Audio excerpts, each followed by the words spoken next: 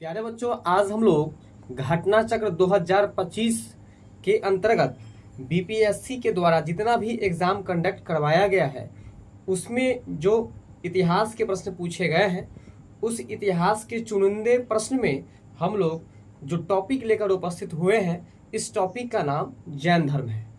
और जैन धर्म को शुरू करने से पहले आपको एक विशेष बात बता दें, अगर आप चाहते हैं हमारे व्हाट्सएप से जुड़ जाएं तो डिस्क्रिप्शन में जाइए और वहां पर लिंक दिया गया है, लिंक पर ज्वाइन करके व्हाट्सएप से जुड़ जाइए ताकि कोई भी वीडियो बिना सर्च किए हुए आप तक आसानी से पहुंच जाए। साथ ही अगर वीडियो आपको यूजफुल लगे तो लाइक करके सब्सक्राइब भी जरूर कर लीजिएगा। तो आइए प्रारंभ करते हैं आज का पहला प्रश्न। महावीर स्वामी का जन्म कहाँ हुआ था, है ना। महावीर स्वामी के जन्म के बारे में आपसे पूछा जा रहा है कि महावीर स्वामी का जन्म कहाँ हुआ था। ठीक है, तो महावीर स्वामी के बारे में हम आपको पहले कुछ बेसिक बात बताते हैं, इसके बाद हम लोग प्रश्न पर चलेंगे तो और मजा आएगा। सबसे पहले याद रखना है कि महावीर जो थे वो जैन धर्म के 24वें तीर्थकर थे और जैन धर्म में कुल मिलाकर के 24 ही तीर्थकर हुए। इसी वजह से महावीर के बारे में प्रश्न आपको देखने को मिल सकता है कि जैन धर्म के 24वें और अंतिम तीर्थकर कौन हुए, तो महावीर हुए। तो अगर आपसे पूछे कि जैन धर्म में कुल कितने तीर्थकर हुए, 24, और इसी वजह से महावीर को अंतिम तीर्थकर के रूप में माना जाता है। महावीर को 24वें और अंतिम तीर्थकर कहा जाता है।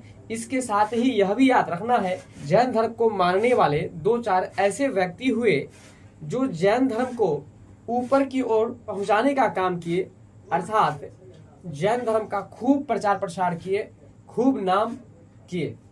उसी क्रम में महावीर स्वामी की अगर बात करें तो महावीर स्वामी की तो पूछिए ही मत, इनकी प्रशंसा जितनी की जाए उतना ही कम रहा जैन धर्म के महावीर स्वामी का। अर्थात महावीर स्वामी जैन धर्म को खूब प्रचार प्रसार किए और इसे टॉप बिंदु पर ले जाने का भी काम किए। इसीलिए महावीर स्वामी को विशेष रूप से जाना जाता है जैन धर्म के संस्थापक तो ऋषभदेव थे, या ऋषभदेव को ही कहीं कहीं ऋषभनाथ भी लिखता है, तो दोनों बराबर है। तो ऋषभदेव सही है, अर्थात जैन धर्म का संस्थापक अगर सीधे पूछ दे तो ऋषभदेव ही होगा। लेकिन अगर वास्तविक रूप से संस्थापक माना जाए तो महावीर स्वामी को माना गया।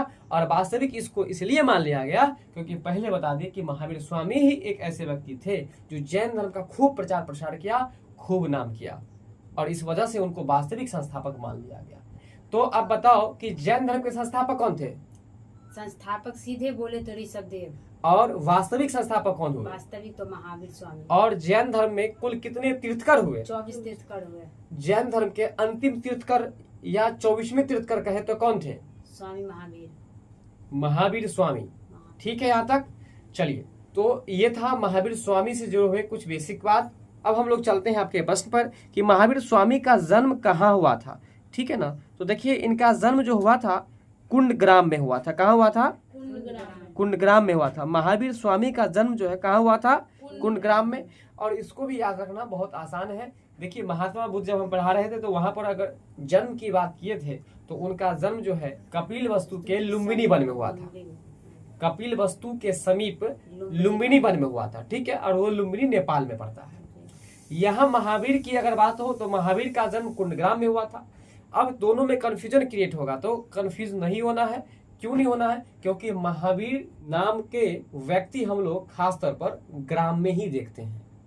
महावीर नाम के व्यक्ति को हम लोग अपने ग्राम में जरूर देखते हैं, सुनते हैं, है कि नहीं?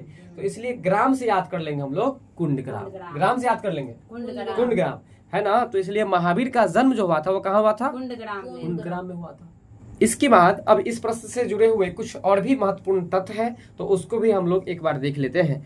महावीर स्वामी का जन्म कुंडग्राम या कुंडलपुर में, है ना। महावीर स्वामी का जन्म कुंडग्राम तो अभी हम लोग पढ़े ही थे, और उसी जगह का दूसरा नाम है कुंडलपुर। क्या नाम है? कुंडलपुर। तो यहाँ भी कुछ ज्यादा परेशानी की बात नहीं है क्योंकि कुंडग्राम और कुंडलपुर दोनों में ज्यादा डिफरेंट नहीं लग रहा है। तो इसलिए पहले बोलने का प्रयास कीजिए, बोलिए कुंडग्राम या कुंडलपुर। ठीक है, दोनों बराबर है। फिर आगे है कि ये जो कुंडग्राम है या कुंडलपुर कह सकते हैं, ये आपको वैशाली में है। कहाँ पर है? हाँ, वैशाली में ये है आपको। तो यह भी हमको याद रखना है। और वैशाली जो है वो बिहार का एक क्षेत्र है। ठीक है ना। चलिए, तो बताइए कि महावीर स्वामी का जन्म अगर पूछेगा कि बिहार किस क्षेत्र में हुआ तो हम लोग वैशाली भी बोल सकते हैं, और कुंडग्राम या कुंडलपुर बोले तो और अच्छा है। किसके नजदीक है? तो वैशाली के नजदीक है। ठीक है ना। अब देखो यहाँ वैशाली वाला बात भी याद आसानी से रह सकता है, क्योंकि महावीर में लगा है वीर। क्या लगा हुआ है? वीर। और देखो वो से वीर और वो से वैशाली, वो से वीर वो से वैशाली, यानी कि महावीर का जन्म जो हुआ है वैशाली के निकट कुंडग्राम या कुंडलपुर में हुआ है। क्लियर यहाँ तक? इनका जन्म जो हुआ है 599 ईसा पूर्व में। अब देखिए महात्मा बुद्ध जब हम पढ़ा रहे थे तो उनका जन्म जो हुआ था 563 ईसा पूर्व में, और यहाँ महावीर स्वामी का जन्म जो हुआ है 599 ईसा पूर्व में इनका जन्म हुआ है। ठीक है। उनकी माता जी का नाम त्रिशला था। महावीर के माता जी का नाम त्रिशला। महावीर के माता जी का नाम त्रिशला था। और वो जो त्रिशला थी वैशाली के लिच्छवी गणराज, वैशाली के लिच्छवी गणराज के प्रमुख चेटक की बहन थी। तो लिच्छवी गणराज के जो प्रमुख व्यक्ति थे, है ना, उनका नाम था चेटक, और उनकी जो बहन थी वो उनकी माता थी, यानी कि महावीर की माता थी, और उनका नाम जो था वो त्रिशला था। अब देखो महावीर में लगा है वीर, और वीर आदमी सब त्रिशूल चले हुए करेगा, वाला वाला त्रिशूल, तो त्रिशूल से याद रखना हम लोग को त्रिशला। अब यहाँ पर हम ट्रिक्स इसलिए बताते हैं क्योंकि महावीर और महात्मा बुद्ध इस दोनों में विशेष कन्फ्यूजन होता है, तो इसलिए हम ट्रिक बताते चलते हैं। वीर से याद रखना है पहला बात, वो से वीर वो से वैशाली। वैशाली के निकट में कुंडग्राम या कुंडलपुर पड़ता है। और दूसरा बात बताए कि जो वीर होगा वो त्रिशूल चलाएगा, इसलिए महावीर के माता जी का नाम त्रिशला था। वो जो त्रिशला थी वह वैशाली के लिच्छवी गणराज के जो प्रमुख व्यक्ति थे उनका नाम था चेटक, और उसी चेटक की बहन थी कौन? त्रिशला। इनके पिता का नाम सिद्धार्थ था। अब देखिए कन्फ्यूजन कैसे उत्पन्न नहीं हो, वहां महात्मा बुद्ध के बचपन का नाम था सिद्धार्थ, और यहाँ पर इनके पिता का नाम है सिद्धार्थ। महावीर स्वामी के पिता का नाम सिद्धार्थ। अब देखो एक बात बताते हैं, महावीर कोई भी व्यक्ति महान कब बन सकता है या वीर कब बन सकता है? जब वह सीधा साधा आदमी होगा, है ना, सीधा साधा आदमी होगा। जैसे कि राम भगवान के पास हनुमान जी हमेशा सीधा साधा बन करके रहे, तब उनको वीर बनने का जो है सो आशीर्वाद मिला, वरदान मिला। तो इसलिए याद रखिएगा कि महावीर के जो पिताजी जो थे वो बड़ी सीधा साधा व्यक्ति थे, तो सीधा साधा से याद रख लेंगे हम लोग सिद्धार्थ। तो महावीर के पिताजी का नाम सिद्धार्थ, महावीर के माताजी का नाम त्रिशला, और इनके जो पिता थे वो ज्ञात्रिक क्षत्रियों के संघ के प्रधान थे। ठीक है। तो प्रश्न ये भी पूछा जाता है कि किस कुल के थे? तो ज्ञात्रिक क्षत्रियों के संघ के थे। ठीक है, या ज्ञात्रिक कुल के थे। तो उनके पिता जो थे सिद्धार्थ वो ज्ञात्रिक कुल के थे। ठीक है ना। और उनके जो बड़े भाई थे, मतलब कि महावीर स्वामी के जो बड़े भाई थे अग्रज, है ना, तो उनके बड़े भाई का नाम था नंदीवर्धन। क्या नाम था? नंदीवर्धन था। इनके बड़े भाई का नाम नंदीवर्धन था। ठीक है। महावीर स्वामी के बड़े भाई का नाम नंदीवर्धन था। कुछ प्राचीन संस्करण की एनसीईआरटी पुस्तकों में महावीर स्वामी का जन्म 540 ईसा पूर्व बताया जाता है। ठीक है ना। अभी हम लोग महावीर का जन्म जो पढ़े हैं वो 599 ईसा पूर्व में पढ़े हैं, लेकिन वहीं कुछ एनसीईआरटी पुस्तक में इनका जन्म जो है 540 ईसा पूर्व भी बताया गया है। इसी आधार पर अनेक अन्य प्रकाशकों ने यही जन्म तिथि अपनी पुस्तकों में अंकित कर दिया। अब जो है अधिकतर व्यक्ति ने क्या किया, एनसीईआरटी का जो देखा हुआ था 540 ईसा पूर्व, इसी को ही अधिकतर प्रकाशक जो है अपना प्रकाशन कर दिया। महावीर स्वामी का सही जन्म तिथि 599 ईसा पूर्व ही उचित है, लेकिन सही की अगर बात करें तो जैसा कि आप इस स्टेटमेंट के अकॉर्डिंग देख सकते हैं 599 को सही माना जा रहा है विशेष रूप से। ठीक है, क्योंकि महावीर स्वामी महात्मा बुद्ध के पहले के काल के हैं। महावीर स्वामी जो है वो महात्मा बुद्ध के पहले के काल के हैं। मतलब समझ में आया? महात्मा बुद्ध से पहले महावीर स्वामी का अवतरित हुआ था, मतलब अवतार हुआ था, जन्म हुआ था। ठीक है ना। तो ये भगवान के रूप में है, तो भगवान कभी भी जन्म नहीं लेते हैं, वो अवतार लेते हैं, याद रखना। इसलिए यहाँ पर बोलेंगे कि अवतरित हुआ था। तो पहले कौन अवतरित हुआ था? महावीर स्वामी। पहले महावीर स्वामी जब अवतरित हुए तो जाहिर सी बात है कि महात्मा बुद्ध के जन्म से पहले अवतरित हुए, तो इसी वजह से 599 को कहना ज्यादा उचित है, लेकिन अधिकतर किताब में 540 ईसा पूर्व लिखा गया है, यह भी याद रखना है। तो यहाँ के स्टेटमेंट के अकॉर्डिंग जो है महात्मा बुद्ध का जन्म यदि 563 ईसा पूर्व में हुआ है तो ये ईसा पूर्व है। ईसा पूर्व में क्या होता है, लगेगा आपको कि डेट उल्टा की तरफ जा रहा है।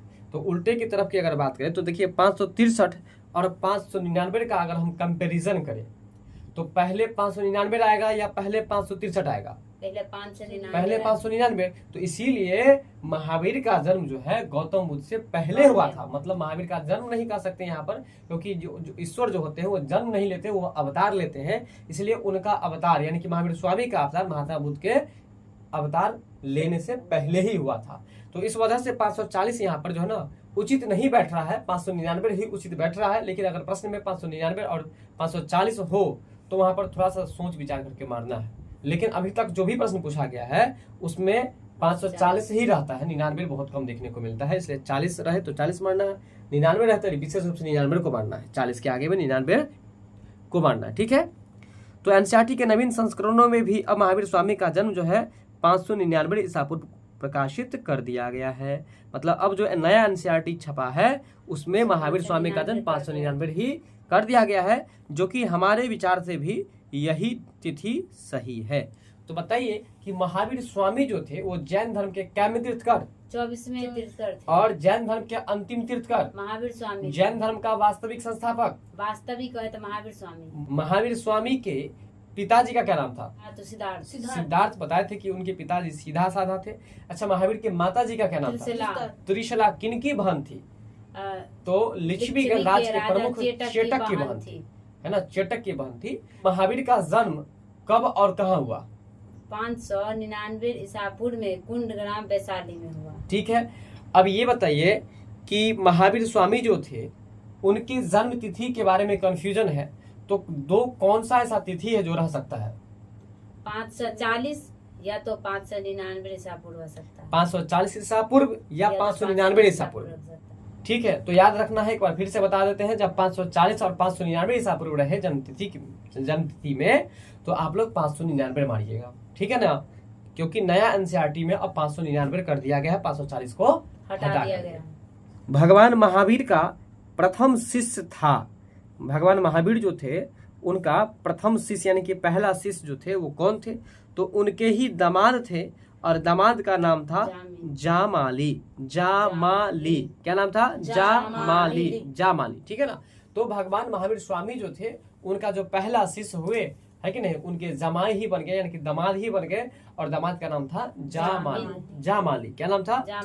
जामाली, ठीक है, याद रहेगा ना, जामाली। अब देखो याद कैसे नहीं रहेगा, महावीर स्वामी जो है अपनी पुत्री का विवाह किए होंगे, तो अपनी पुत्री के विवाह के क्रम में प्रक्रिया होता है, उस क्रम में सबसे पहला काम होता है ये जयमाला का। तो जयमाला से याद रख लेंगे हम लोग जामाली। क्या याद रखेंगे? है ना, जामाली। तो जामाली अगर स्त्रीक से भी नहीं याद रहे तो याद रखना है कि उसका जमाई जो था ना वही उसका पहला शिष्य बना था, तो जमाई से याद रखेंगे जामाली। क्या याद रखेंगे? जामाली। जामाली। बात समझ में आ रहा है? तो महावीर स्वामी का प्रथम शिष्य जो है सो जामाली ही बनते हैं। भगवान महावीर का जन्म क्षत्रिय वंश के सामंत सिद्धार्थ के यहाँ पर हुआ था। अब देखो भगवान महावीर जो थे वैसे नाम में भी लगा हुआ है महावीर, तो वीर का मतलब वीर का काम पहले जो है लड़ाई झगड़ा युद्ध करने का काम कौन करता था? क्षत्रिय करता था, है ना। वो जो गंगा सागर वाला किताब होता है उसमें भी देखना अक्षर से क्षत्रिय और क्षत्रिय के हाथ में तलवार होगा, है कि नहीं। तो इसलिए याद रखना कि जो वीर होगा वो क्षत्रिय होगा। इसलिए भगवान महावीर जो थे वह क्षत्रिय वंश के सामंत सिद्धार्थ के यहाँ पर 599 ईसा पूर्व में पैदा हुए। ठीक है, डेट तो पहले से याद है। उनकी जो पत्नी थी उनके पत्नी का नाम यशोदा था। अब आइए फिर से एक नया प्रश्न आया कि महावीर स्वामी के पत्नी का क्या नाम था? तो यशोदा। देखो इसको भी याद रखना बहुत आसान है, क्योंकि महावीर तो खुद महावीर था, है कि नहीं। तो महावीर की पत्नी वो थी, तो महावीर की पत्नी जो होगी वह अपने पति को लेकर के बहुत ही खुश होंगे। क्यों? क्योंकि उनके पति जो थे वो यशस्वी थे। यशस्वी मतलब जहां भी जाते थे यश ही मिलता था, क्योंकि वो वीर था ना, महावीर था। इसलिए यश से याद रखेंगे हम लोग यशोदा। यश याद रखेंगे यशोदा। महावीर स्वामी की पत्नी का क्या नाम था? यशोदा। इसके बाद जो है उनसे प्रियदर्शना नामक एक पुत्री उत्पन्न हुई, यानी कि वो जो यशोदा थी, है ना, उनको एक पुत्री जन्म लेती है, तो उस पुत्री का ही नाम रखा गया प्रियदर्शना। क्या रखा गया? प्रियदर्शना। जाहिर सी बात है, देखने में प्रिय लगता था इसलिए उसका नाम हो गया प्रियदर्शना। ठीक है ना। तो अब बताओ कि महावीर स्वामी के पत्नी का क्या नाम था? यशोदा। यशोदा। महावीर स्वामी के पिता का नाम क्या था? सिद्धार्थ। महावीर स्वामी के माता का क्या नाम था? त्रिशला। और उनके पत्नी का नाम? यशोदा। यशोदा। महावीर स्वामी के बड़े भाई का नाम? नंदीवर्धन। चलो आगे है, उसी पुत्री का विवाह जो है जामाली नाम के एक क्षत्रिय से होता है। किससे विवाह होता है? जामाली नाम के एक क्षत्रिय से होता है, जो बाद में महावीर स्वामी का अनुयायी बन गया। क्या बन गया? अनुयायी बन गया, और उनका प्रथम शिष्य भी बन गया। तो अब बताओ, बात क्लियर हुआ कि किस तरह से महावीर स्वामी का पहला शिष्य के रूप में जामाली बनते हैं। ठीक है, देखो उनके पुत्री का विवाह होता है, उनके पुत्री का नाम रहता है प्रियदर्शना, और प्रियदर्शना का विवाह जो होता है वो जामाली क्षत्रिय से होता है, और उसके बाद जो है सो वही जामाली महावीर स्वामी का शिष्य भी बन जाता है, और इस तरह से पहला शिष्य के रूप में जो है जमाई यानी कि दामाद ही जो है सो बनकर उभरते हैं। इसके बाद है जैन धर्म के प्रवर्तक। जैन धर्म के प्रवर्तक के रूप में महावीर जी का मोक्ष स्थान कहाँ स्थित है? तो मोक्ष का मतलब जहाँ पर उनकी मृत्यु हो जाती है। ठीक है, तो जैन धर्म के जो प्रवर्तक थे महावीर स्वामी, उनकी मृत्यु कहाँ पर होती है? पावापुरी में प्राप्त हुई, है ना। तो इसलिए इसका राइट आंसर आपको पावापुरी हो जाएगा। जैन धर्म के प्रवर्तक महावीर स्वामी, जैन धर्म के प्रवर्तक के रूप में किसको माना जाता है? महावीर स्वामी को। और इनका जो मोक्ष स्थान था अर्थात निर्वाण की प्राप्ति जो हुई थी वह पावापुरी में। कहाँ पर? पावापुरी में। पावापुरी में। बिहार राज्य के नालंदा जिले में, बिहार राज्य के नालंदा जिले में स्थित पावापुरी जैनियों का एक प्रमुख तीर्थ स्थल है। अब यहाँ से एक बात उभर कर आता है कि पावापुरी नामक जो एक जगह है जहाँ पर महावीर स्वामी को मोक्ष की प्राप्ति हुई थी, वह नालंदा जिले में है। कहाँ पर है? नालंदा जिले में। नालंदा जिले में है। ये जो पावापुरी है, इसके बारे में हम आपको कुछ विशेष बात जब बौद्ध धर्म पढ़ा रहे थे तो वहाँ बताए थे कि बौद्धों का जो स्तूप होता था, जहाँ पर उनके स्तूप को बना दिया गया, उसी को बौद्धों ने अपना तीर्थ स्थल मान करके वहाँ पर पूजा अर्चना करने लगा।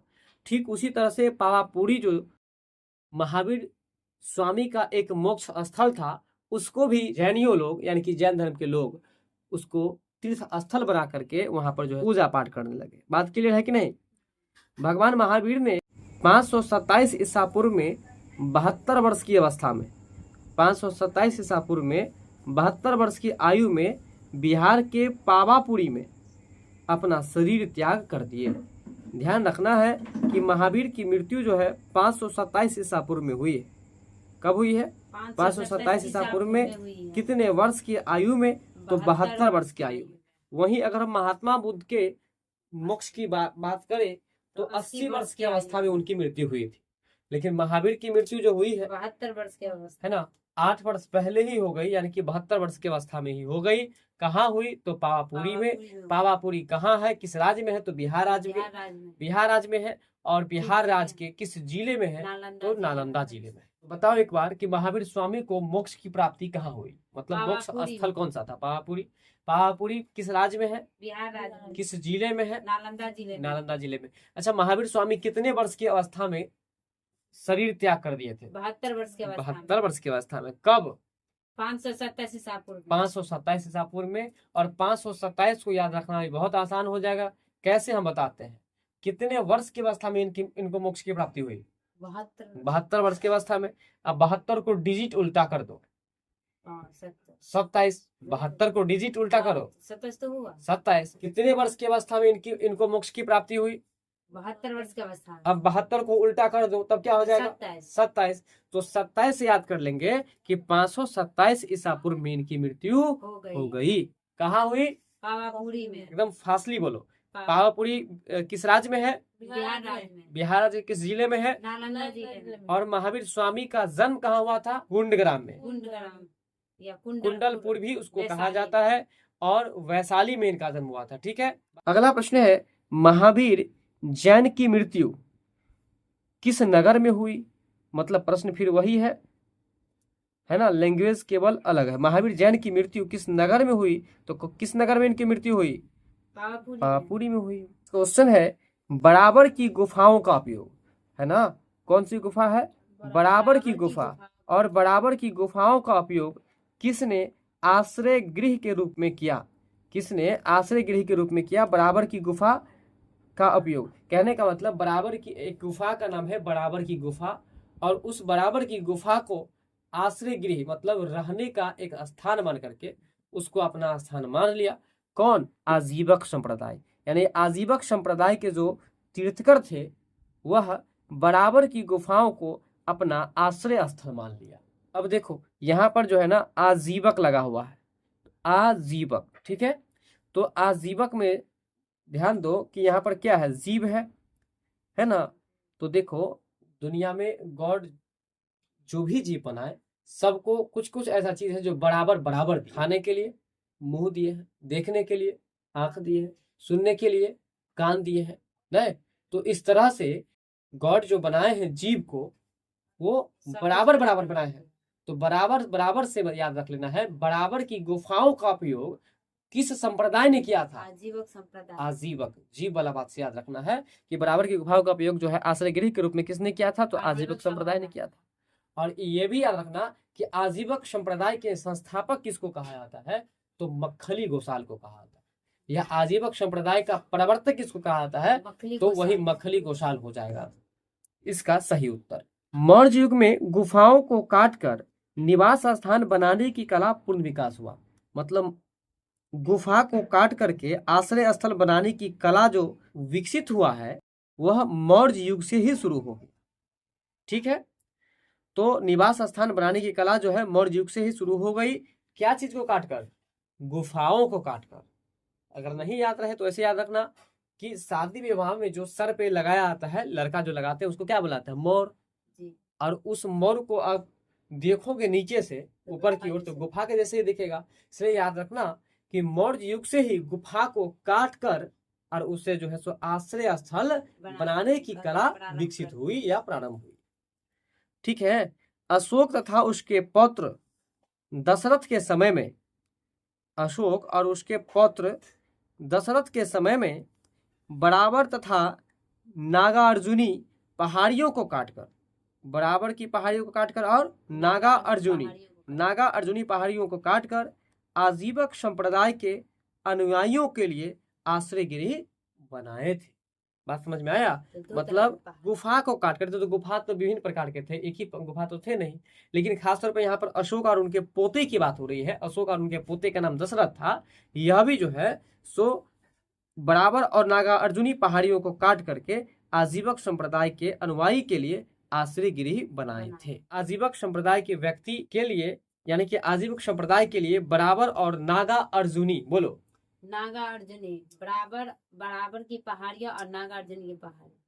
चलो ठीक है, बोल रहे हैं बराबर की पहाड़ी और नागा अर्जुनी की पहाड़ी, इस दोनों को काटकर अशोक और उनके पोता दशरथ ये जो है आजीवक संप्रदाय के लोगों को रहने का स्थल बना करके दिया था।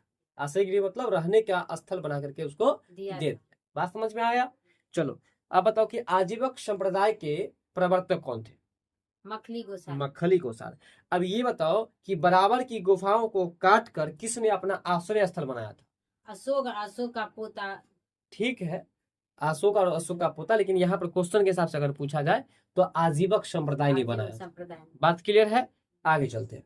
आपका अगला प्रश्न है कौन सबसे पूर्वकालिक जैन ग्रंथ कहलाता है ना।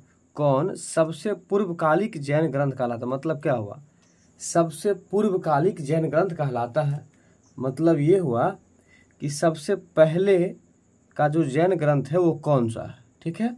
तो इसका सही उत्तर जो हो जाएगा 14 पूर्व, सबसे पूर्वकालिक जैन ग्रंथ कहलाता है। क्या कहलाता है, तो 14 पूर्व, 14 पूर्व प्राचीनतम जैन ग्रंथ है। ये जिस तरह से सबसे प्राचीनतम वेद की बात अगर हम लोग करते हैं तो सबसे पुराना वेद कौन सा वेद है, ऋग्वेद है। ठीक उसी तरह से जैन ग्रंथ में सबसे प्राचीन ग्रंथ कौन सा है वो प्रश्न यहाँ पर पूछा जा रहा था, ठीक है। तो 14 पूर्व जो है यह जैन धर्म का सबसे प्राचीन ग्रंथ है, ठीक है। बात क्लियर हो गया। इसके बाद है अंतिम नंद राजा के समय में शंभूत विजय और भद्रबाहु संघ के अध्यक्ष थे। अंतिम नंद राजा के समय शंभूत विजय और भद्रबाहु संघ के अध्यक्ष थे तथा यही महावीर द्वारा प्रदत्त 14 पूर्वों के विषय में जानने वाले अंतिम व्यक्ति थे। 12 अंग में जैन सिद्धांतों का संकलन प्रथम जैन सभा में किया गया था। अंतिम नंद राजा के समय में शंभूत विजय और भद्रबाहु संघ के अध्यक्ष थे। आइए एक बार पुनः हम इन सारे तथ्यों पर गौर करते हैं।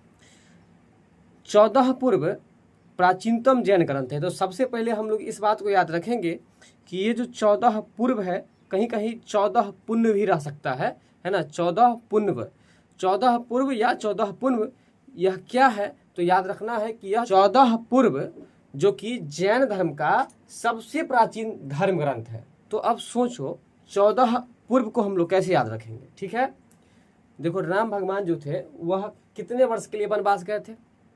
14 वर्ष के लिए। अब 14 वर्ष के बाद जो अपनी नगरी में लौटते हैं तो उनको जितना भी सामान दिखता है लगता है कि ये तो बहुत पुराना सामान है। कहने का मतलब ये है कि 14 वर्ष कुछ ज़्यादा ही लंबा टाइम होता है, जिसके कारण से जितने भी सामान वो पहले देखे हुए थे वो सारा सामान अब उनको पुराना से पुराना नजर आ रहा है। कहने का मतलब पुराना से पुराना पर फोकस कर रहे हैं, अर्थात पुराना से पुराना धर्म ग्रंथ जो है जैन धर्म का वो कौन सा है? तो 14 पूर्व या 14 पुण्व है ना। 14 पुण्व ये जो है तुमको जैन धर्म का प्राचीनतम यानी कि पुराना से पुराना धर्म ग्रंथ है। बात समझ में आया? तो ऐसे बोलिए कि 14 पूर्व जैन धर्म का सबसे पुराना धर्म ग्रंथ है। बोलिए 14 पूर्व जैन धर्म का सबसे पुराना जैन ग्रंथ है। इसके बाद है अंतिम नंद राजा के समय, मतलब नंद वंश के जो राजा थे वो कौन राजा? सबसे अंतिम वाले राजा है ना। तो नंद वंश के जो अंतिम राजा थे उनके समय शंभूत विजय और भद्रबाहु संघ के अध्यक्ष थे, है ना। यानी कि शंभूत विजय और भद्रबाहु है ना, ये दो व्यक्ति थे और ये दो व्यक्ति संघ के स्पीकर थे। कौन संघ के? जैन संघ के। जैन संघ के वो अध्यक्ष थे। कौन? शंभूत विजय एक व्यक्ति और दूसरा व्यक्ति भद्रबाहु। बात क्लियर हुआ कि नहीं क्लियर हुआ? शंभूत विजय और भद्रबाहु जो ये दो व्यक्ति थे जैन संघ के क्या होते थे? अध्यक्ष होते थे। किस समय? तो नंद वंश के अंतिम शासक के समय। अब यहाँ पर एक प्रश्न फिर से उठ रहा है कि नंद वंश के अंतिम शासक कौन थे, है ना। तो याद रखना है कि नंद वंश का जो अंतिम शासक था उनका नाम था घनानंद, है ना। क्या नाम था? घनानंद, जो कि यहाँ पर हम लिख चुके हैं। और नंद वंश के संस्थापक कौन थे? तो ये भी याद रखना है, महापद्म नंद। कौन थे? महापद्म नंद। महापद्म नंद नंद वंश के संस्थापक हुए, यानी कि पहला शासक हुए, फाउंडर हुए। लेकिन नंद वंश के अंतिम राजा की अगर बात करें तो घनानंद थे और उनके समय ही जैन संघ के अध्यक्ष कौन थे? तो दो व्यक्ति, एक थे शंभूत विजय और दूसरा व्यक्ति का नाम भद्रबाहु। नंद वंश के अंतिम शासक घनानंद के समय में जैन संघ के अध्यक्ष शंभूत विजय और भद्रबाहु थे। ठीक है, तो जैन संघ के अध्यक्ष जो ये दो व्यक्ति थे वो नंद वंश के अंतिम शासक के समय में थे और नंद वंश के अंतिम शासक जो हुए वो घनानंद हुए। ठीक है, और नंद वंश के प्रथम शासक या संस्थापक कौन थे? महापद्म नंद थे। ये ही महावीर द्वारा, ये ही यानी कि शंभूत विजय और भद्रबाहु महावीर द्वारा प्रदत्त मतलब दिया हुआ, प्रदत्त मतलब दिया हुआ 14 पूर्वों के विषय में जानने वाले अंतिम व्यक्ति थे। 14 पूर्व ग्रंथ जो थे उसके बारे में जानते थे। ठीक है, 12 अंग में जैन सिद्धांतों का संकलन प्रथम जैन सभा में किया गया था। 12 अंग में जैन सिद्धांतों का संकलन, ठीक है, 12 अंग में जैन सिद्धांतों का संकलन प्रथम जैन सभा में किया गया था। अगला प्रश्न है त्रिरत्न या तीन रत्न, जैसे सटीक ज्ञान, सच्ची आस्था और सटीक क्रिया। ध्यान रखना है त्रिरत्न का शाब्दिक अर्थ जो होता है वो तीन रत्न होता है और यहाँ त्रिरत्न का अर्थ क्या है? तो सटीक ज्ञान, सच्ची आस्था और सटीक क्रिया। यहाँ त्रिरत्न का मतलब क्या है? तो बोलो सटीक ज्ञान, सच्ची आस्था और सटीक क्रिया। तीनों जो है वो 100 से शुरू है। 100 से सटीक ज्ञान, 100 से सच्ची आस्था और 100 से सटीक क्रिया। ठीक है ना? फिर से बोलिए, सटीक ज्ञान, सच्ची आस्था और सटीक क्रिया। सटीक ज्ञान, सच्ची आस्था और सटीक क्रिया, ये जो है त्रिरत्न का मतलब यहाँ पर होता है। और निम्न में से किससे करा संबंधित है ना? ये जो त्रिरत्न है वो किससे संबंधित है? तो याद रखना है कि त्रिरत्न जैन धर्म से संबंधित है। किससे संबंधित है? जैन धर्म से संबंधित है। जैन धर्म से संबंधित है। जैन धर्म में मोक्ष के लिए 3 साधन आवश्यक बताए गए हैं। किस धर्म की बात हो रही है? जैन धर्म। जैन धर्म की बात हो रही है। और इस धर्म में मोक्ष के लिए 3 साधन आवश्यक बताए गए हैं, है ना? अर्थात कोई मोक्ष प्राप्त करना चाहते हैं तो उनको यह 3 साधन जरूर अपनाना होगा। कौन कौन सा साधन? तो पहला है सटीक ज्ञान, जिसको सम्यक ज्ञान भी कहा जाता है। दूसरा है सच्ची आस्था, जिसको सम्यक दर्शन भी कहा जाता है। और तीसरा है सटीक क्रिया, जिसको सम्यक चरित्र भी कहा जाता है। एक बार फिर से समझना है, सटीक ज्ञान, सच्ची आस्था और सटीक क्रिया। क्या क्या है? सटीक ज्ञान, सटीक आस्था, सटीक क्रिया। ठीक है, तो ये जो है तीनों त्रिरत्न का मतलब होता है। त्रिरत्न के अंतर्गत 3 चीज आते हैं, सच्चा ज्ञान, सटीक ज्ञान, सच्ची आस्था और सटीक क्रिया। सम्यक ज्ञान को ही हम लोग सटीक ज्ञान कहते हैं। सम्यक ज्ञान को ही हम लोग सटीक ज्ञान कहते हैं। ठीक उसी तरह से सम्यक दर्शन को हम लोग सच्ची आस्था कहते हैं। याद रखना बहुत आसान है। हम लोग कहते हैं ना कि अगर पत्थर में भी आस्था हो गया तो वो भगवान हो जाता है, भगवान का दर्शन होता है। तो वही बात है, याद रखना है कि सच्ची आस्था को हम लोग सम्यक दर्शन भी कह सकते हैं। और सटीक क्रिया, इसको हम लोग सम्यक चरित्र भी कहते हैं। ठीक है, सटीक क्रिया को हम लोग सम्यक चरित्र भी कहते हैं। त्रिरत्न के अंतर्गत कौन कौन से वर्ड आते हैं? तो 3 वर्ड आते हैं, सटीक ज्ञान, सच्ची आस्था और सटीक क्रिया। और सटीक ज्ञान को हम लोग सम्यक ज्ञान कहते हैं, सच्ची आस्था को हम लोग सम्यक दर्शन भी कहते हैं, सटीक क्रिया को हम लोग सम्यक चरित्र कहते हैं। और तीनों को हम ट्रिक्स पर यह भी बता दिए कि कैसे हम लोग किसको याद रख सकते हैं। तो एक बार पुनः समझने का प्रयास करें। सम्यक ज्ञान जो है ना, उसको हम लोग सटीक ज्ञान कहेंगे, सच्ची आस्था को सम्यक दर्शन कहेंगे और सटीक क्रिया को सम्यक चरित्र कहेंगे। और हमने बताया कि सटीक क्रिया अर्थात सही क्रिया तब हम कर पाएंगे जब हमारा चरित्र अच्छा होगा। इसलिए इस बात से याद रख सकते हैं कि सटीक क्रिया को सम्यक चरित्र कहते हैं। और इन तीनों को ही जैन धर्म में त्रिरत्न की संज्ञा दी गई है। तो अब याद रखना कि जैन धर्म में जो त्रिरत्न है उसका मतलब क्या होता है। तो हम आसानी से कह सकते हैं कि देखिए, जैन धर्म में जो त्रिरत्न है इसका मतलब होता है सम्यक ज्ञान, सम्यक चरित्र और सम्यक दर्शन। ठीक है, तो बताइए कि जैन धर्म में अगर कोई व्यक्ति मोक्ष प्राप्त करना चाहते हैं तो उसके लिए कितना साधन अपनाना होगा? 3। वही 3 साधन जिसको त्रिरत्न नाम दिया गया। और कौन कौन सा है? सटीक ज्ञान, सच्ची आस्था और सटीक क्रिया। कौन सी बात बौद्ध धर्म और जैन धर्म में समान नहीं है ना? तो क्या समान नहीं है भाई? तो याद रखना है, इसमें आत्मदमन जो है यह समान नहीं है। और ये प्रश्न पीछे भी आया हुआ था और हम बताए थे कि आत्मदमन का मतलब क्या होता है। तो याद रखना है, आत्मदमन का मतलब होता है स्वयं को कष्ट पहुंचाना, स्वयं को पीड़ा पहुंचाना। बौद्ध धर्म और जैन धर्म में क्या समान नहीं है? तो आत्मदमन जो है वह समान नहीं है। मतलब एक में आत्मदमन करने की बात की गई है और एक में आत्मदमन करने की बात नहीं कही गई है। और इस वजह से जो है बौद्ध धर्म और जैन धर्म, इन दोनों धर्म में इस बात को लेकर के असमानता है। गौतम बुद्ध ने मध्यम मार्ग का उपदेश दिया है। गौतम बुद्ध ने मध्यम मार्ग का उपदेश दिया है। मतलब क्या हुआ? गौतम बुद्ध जो है मध्यम मार्ग अपनाने के लिए कहते हैं। उनका कहना है कि हाई फाई जीवन नहीं बिताना है ना, सादा जीवन बिताना है, सादा जीवन बिताना है। तो उसी को कहा गया मध्यम मार्ग, है ना। तो गौतम बुद्ध ने किस तरह के मार्ग को अपनाने को कहा है? मध्यम मार्ग। वे निर्वाण के लिए, निर्वाण का मतलब मोक्ष के लिए कठोर साधना और काया क्लेश में विश्वास नहीं करते थे। गौतम बुद्ध जो है उनका कहना है कि अगर आप मोक्ष प्राप्त करना चाहते हैं तो कठोर साधना की जरूरत नहीं है ना, या काया क्लेश की भी जरूरत नहीं है। इसके विपरीत महावीर स्वामी जी केवल प्राप्ति के लिए घोर तपस्या और शरीर त्याग को आवश्यक माना। तो देखो यही बात अभी आपको बताए थे कि जैन धर्म और बौद्ध धर्म में इस बात को लेकर असमानता है कि एक में आत्मदमन की बात की जा रही है तो वहीं एक में आत्मदमन की बात नहीं की जा रही है। अब यहाँ पर एक कंफ्यूजन क्रिएट हुआ होगा कि किस धर्म में की जा रही है और किस धर्म में नहीं की जा रही है।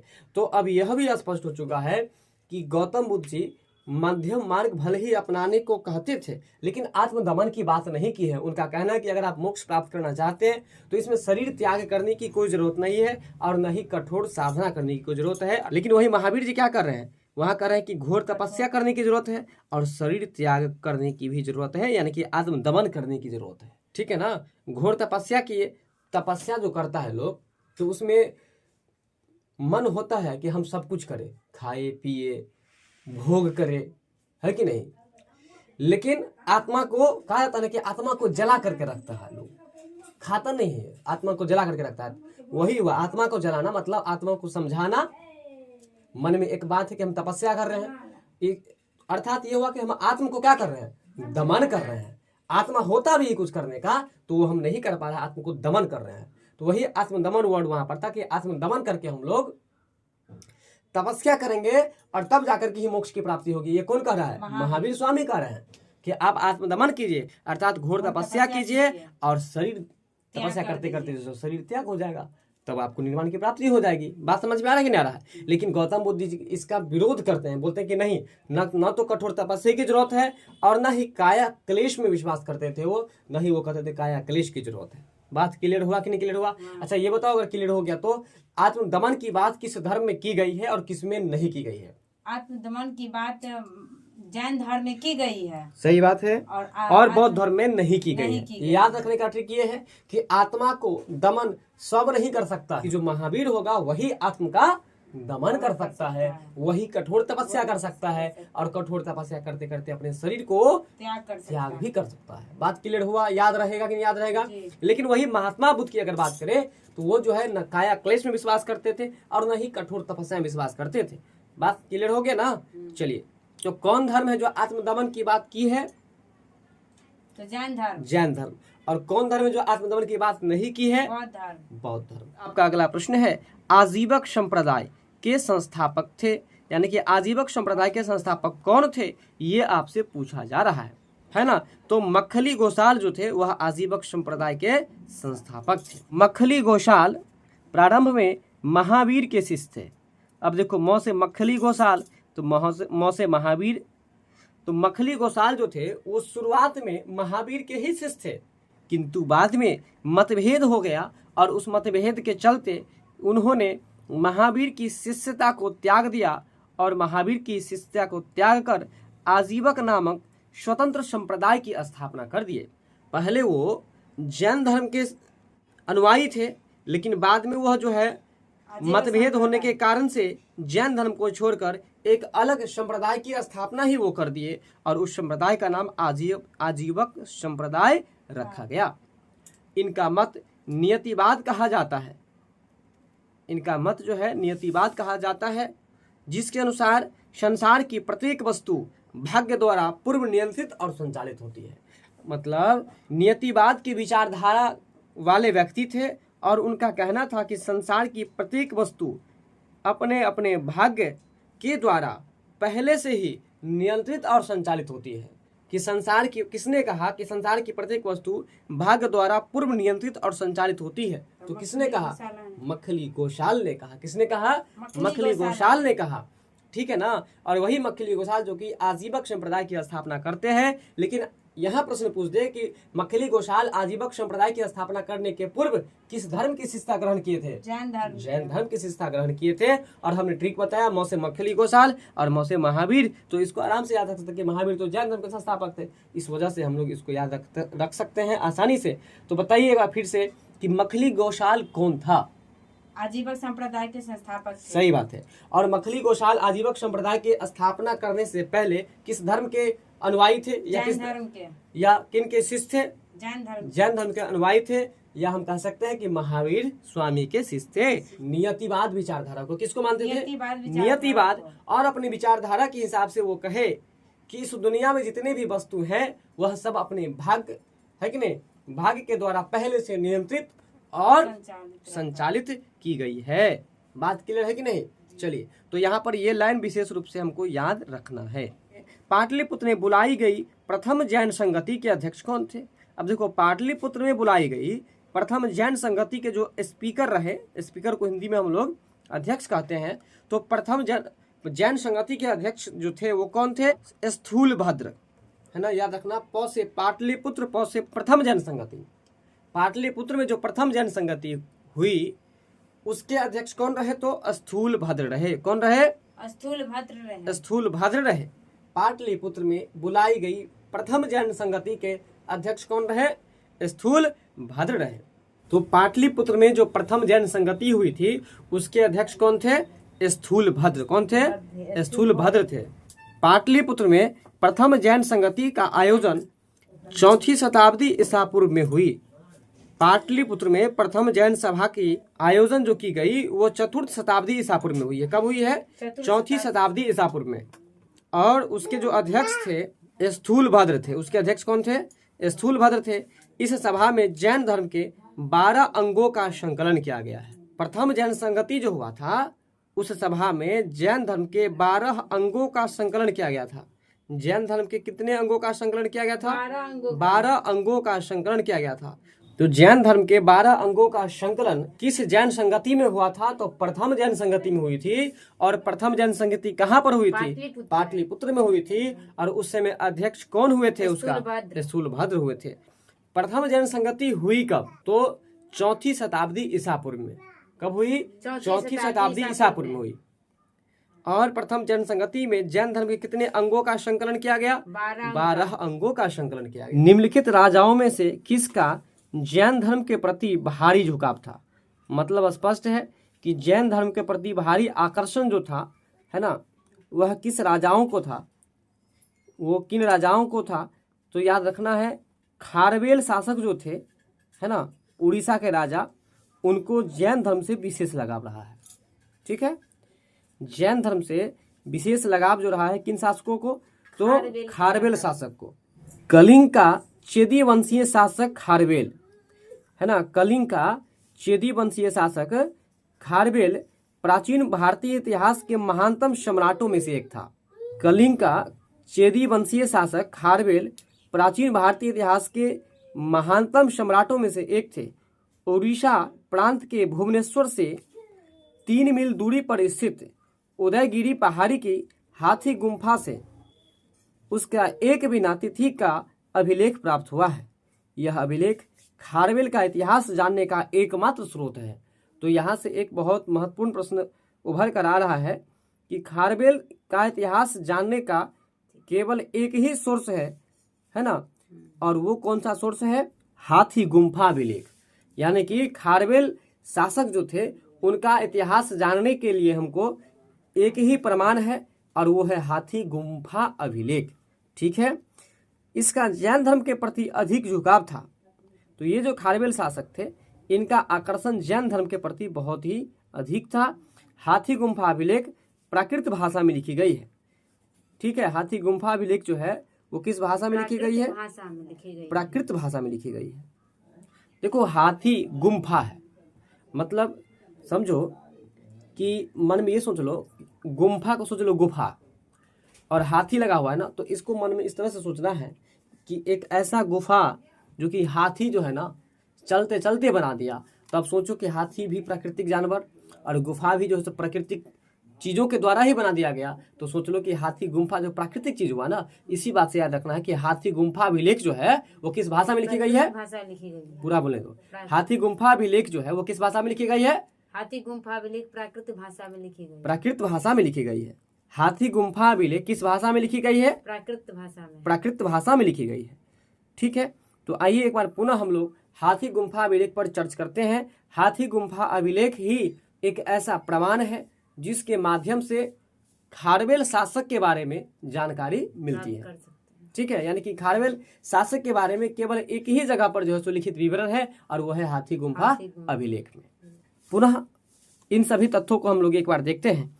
कलिंग का चेदी वंशीय शासक, यानी कि चेदी वंश के शासक, चेदी वंश के शासक को कहा गया चेदी वंशीय शासक।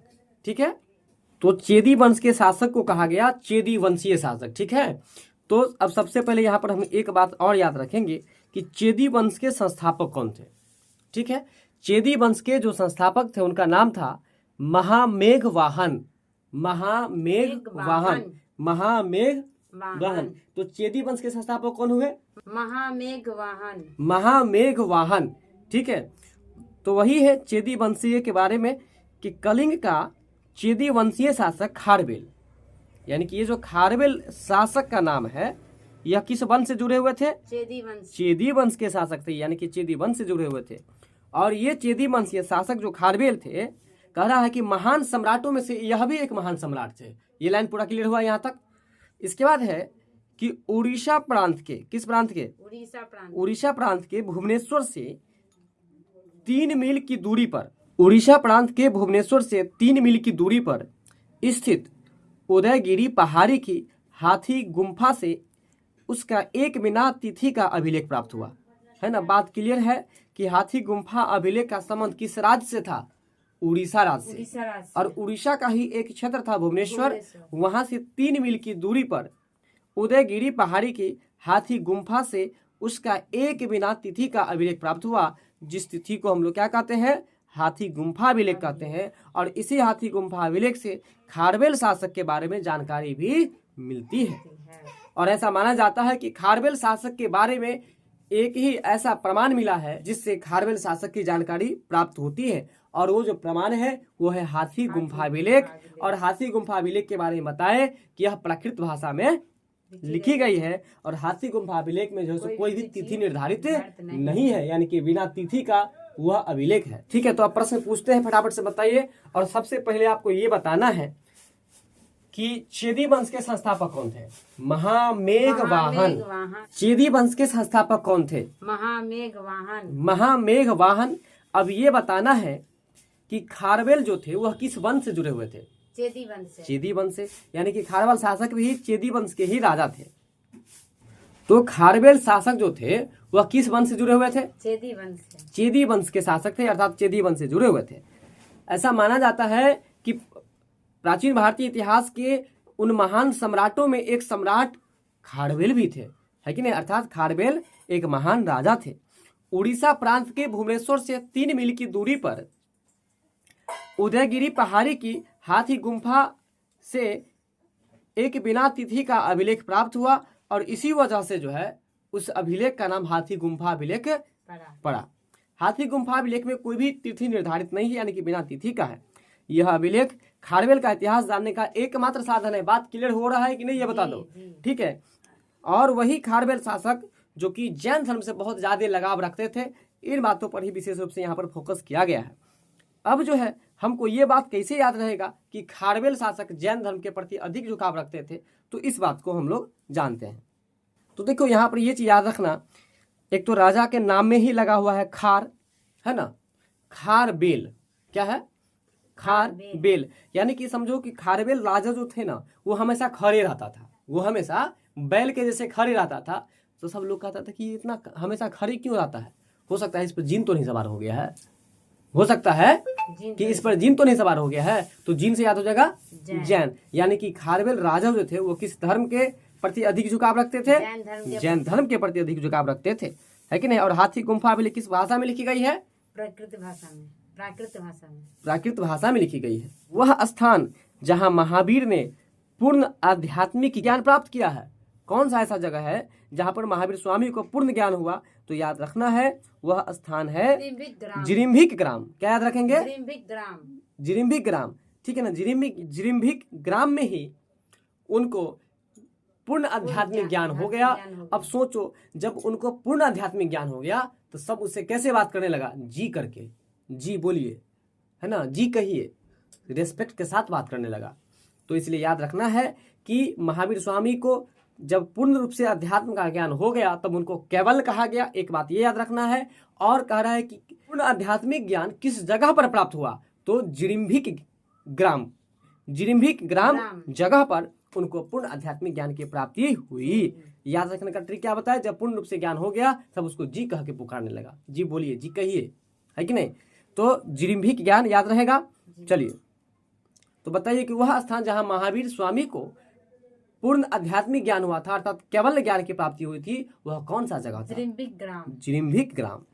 महावीर स्वामी को 12 वर्षों की कठोर तपस्या के बाद, यानी कि महावीर तो 12, याद रखना, महावीर तो 12, महावीर स्वामी कुल मिलाकर के कितने वर्ष तक तपस्या किए तब उनको पूर्ण आध्यात्मिक ज्ञान हुआ? तो याद रखना 12 वर्षों की कठोर तपस्या के बाद जो है उनको जिरिम्भिक ज्ञान के समीप रिजुपालका नदी के पास, जिरिम्भिक ज्ञान के समीप रिजुपालका नदी के तट पर जो है साल वृक्ष के नीचे पूर्ण ज्ञान प्राप्त हुआ। यानी कि तभी से उनको केवल भी कहा जाने लगा।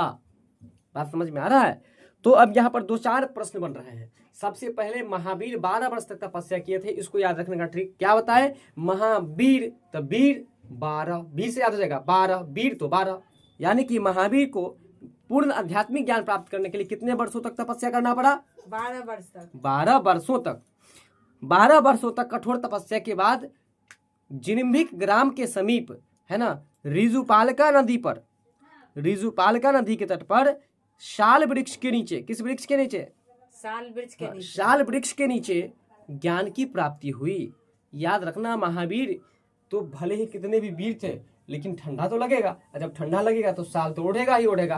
तो इसलिए याद रखना इसी ट्रिक से कि साल वृक्ष के नीचे उनको ज्ञान की प्राप्ति हुई थी। फलतः वे केवलीन कहलाए, और जब उनको पूर्ण आध्यात्मिक ज्ञान हो गया तब उनको केवलीन के नाम से जाना जाने लगा। बात समझ में आया कि नहीं आया? केवलीन नहीं याद रहेगा तो ऐसे याद रखना, जब पूर्ण ज्ञान हो जाएगा तो वह काबिल कहलाएगा ना, तो काबिल से याद हो जाएगा केवलीन, काबिल से याद हो जाएगा केवलीन। तो अब बताओ, प्रश्न पूछते हैं कि महावीर स्वामी कितने वर्ष तक तपस्या किए तब उनको पूर्ण ज्ञान हो गया था? 12 वर्षों तक। अब ये बताइए कि उनको जो पूर्ण आध्यात्मिक ज्ञान हुआ है वह कहाँ पर हुआ, किस स्थान पर हुआ है? जिरिम्भिक ग्राम में। ठीक है, जिरिम्भिक ग्राम में हुआ। और किस नदी के तट पर हुआ? रिजुपालका नदी के तट। सही बात है। महावीर स्वामी ऋषि मुनि के रूप में थे ना, तो ऋषि से याद हो जाएगा रिजुपालका नदी के तट पर। अब ये बताओ कि किस वृक्ष के नीचे महावीर को ज्ञान की प्राप्ति हुई? साल वृक्ष के नीचे। अब ये बताना है कि जब उनको पूर्ण आध्यात्मिक ज्ञान हो गया तो उनको क्या कहा जाने लगा? केवलीन। क्या कहा जाने लगा? क्या कहा जाने लगा? केवलीन, है ना। तो केवलीन कहा जाने लगा। और यहाँ जो है सो केवल जो है, इस केवल का अर्थ होता है पूर्ण ज्ञान।